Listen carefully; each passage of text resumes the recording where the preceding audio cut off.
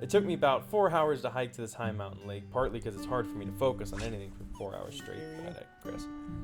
The point, of course, was the old idea that getting far away means getting bigger fish. This time, it just meant getting really sweaty.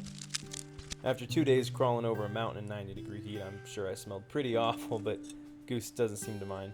In fact, she probably prefers it that way because she's kind of dumb. But we love her. Still my best fishing buddy. Fine. You already had your food.